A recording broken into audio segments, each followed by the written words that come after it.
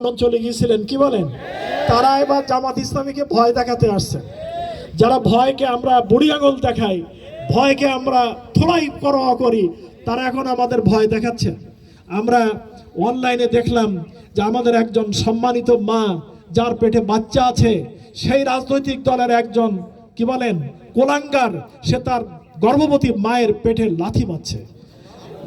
দৃশ্য আপনারা আপনাদের অনলাইনে মোবাইল থাকলে আপনারা দেখতে পারবেন। আমরা দেখলাম কালকে ঢাকার একজন মাকে, শ্রদ্ধ মাকে মাথা ফাটিয়ে দিয়েছে, তার রক্তাক্ত মাথায় ব্যান্ডেজ আমরা দেখতে পেয়েছি। অতএব আপনারা আমাদেরকে ভয় দেখাচ্ছেন, ভয় দেখে এই ময়দানকে ফ্রি করে আপনারা ফাঁকা মাঠে গোল দিতে চাচ্ছেন। জামাত ইসলামী সম্পর্কে আপনাদের মূল্যায়ন সঠিক হয় নাই। অতএব আপনারা এক ট্রাক বালু আপনাদের নেত্রীর বাড়ির সামনে থেকে সরাতে পারেন নাই। এই ছাত্র জনতা তাদের রক্ত ঢেলে দিয়ে তারা এই দেশকে স্বাধীন করেছেন।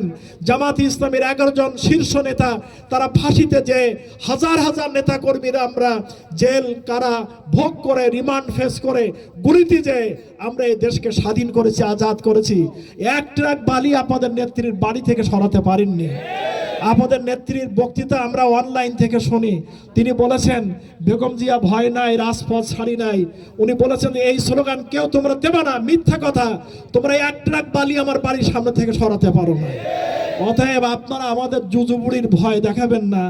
আমরা ভয়কে আমরা হজম করে ফেলেছি, আমরা ফাঁসিতে ঝুলতে শিখেছি, আমরা গুলির সামনে যেতে শিখেছি।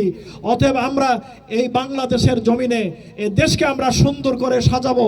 সোনার বাংলা শেখ মুজিবুর রহমান করতে পারেননি, সোনার মানুষের অভাবে জামাত ইসলামী ছাত্র শিবিরের কাছে সোনার মানুষ তৈরি করার জন্য আমরা চেষ্টা করছি। আমরাই গড়বো এই বাংলাদেশ, নতুন করে বাংলাদেশ। আপনারা শুনেছেন